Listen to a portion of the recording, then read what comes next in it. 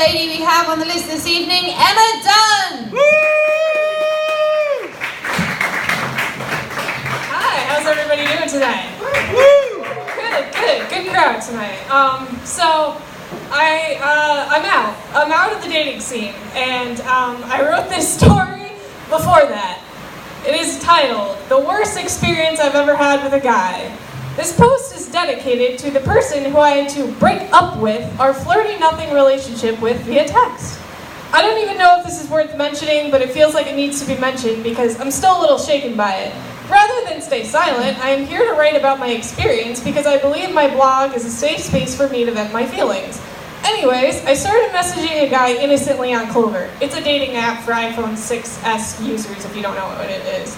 And we finally exchanged numbers after about a month of flirty exchanges on Clover. And when we started messaging each other, he kind of gave me the impression that he really wanted to meet me. I brought up the fact that I don't drive or have a car several times, and you can see on my dating profile that it clearly states that if you want to meet me, then you have to come find me. This guy was charming and sweet and funny, or so I thought. What I didn't realize is that guys on their dating profiles lie, a lot, about what they're actually looking for. There's a special place in hell for all the guys right now on Clover who put it into their profile right now that they're looking for a long-term relationship, when all they really want is some long-term time with your pants and removing them. What I didn't realize as I was texting this guy was that all he wanted was to get into my pants. My anger and shame comes from telling him anything I consider intimate and private information, i.e. my crazy and fucked up as fuck home life with my parents. I'm here to tell you to be careful on these dating apps. There are some real assholes on there. Anyways, this guy was convincing me I was gorgeous, even though he's never met me, and since he lived in Syracuse or somewhere, he never told me his exact location. He didn't know how he was going to meet me, since he couldn't ask any of his Albany friends to stay with them. I said to him, well, you can't stay with me. I A, don't even know you, and B, don't have anywhere to put you. I share a bathroom with 3 other adults in this house, and all 4 of us cram our giant adult bodies in a bathroom the size of a broom closet. Most of the fights I've had with my mother have happened inside of the shower while she has been taking a shit. Most of the fights I've had with my father have happened while I was taking a shower while he was also taking a shit. No one on this planet has had it worse than I have with living with 3 other people in one fucking bathroom. But I give my dysfunctional alcoholic family total props for how we've made this work for over 25 plus years. It's amazing. It should be on the Discovery Channel or at least on Comedy Central or something. Like, name it a cool name, like, I don't know, Emma's Family's Bathroom Roast. I don't know, some shit like that.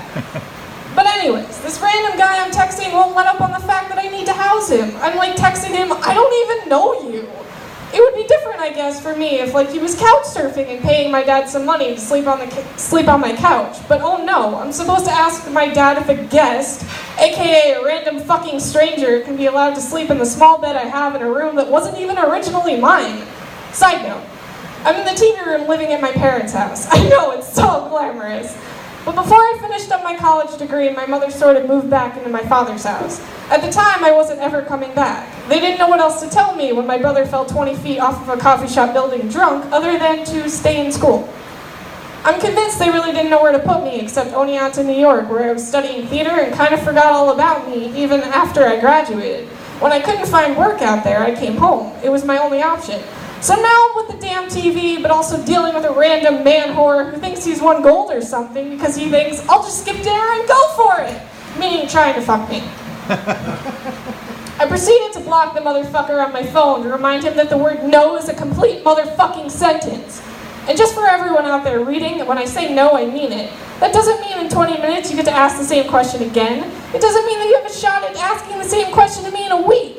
It means fucking no, and I don't need to feel guilty or even remotely bad about saying no to you and yes to myself. Fuck that guy. There's a special place in hell for him, I'm sure. Let him get some real nice hookers that he can pay a real nice dollar for to give him a long-ass lap dance, to give him what he needs. I'm sure there's a tiny titty bar, right around the corner from wherever the fuck he lives. Anyway, I'm Emma Dunn, and I am out of the dating scene. Thank you very much.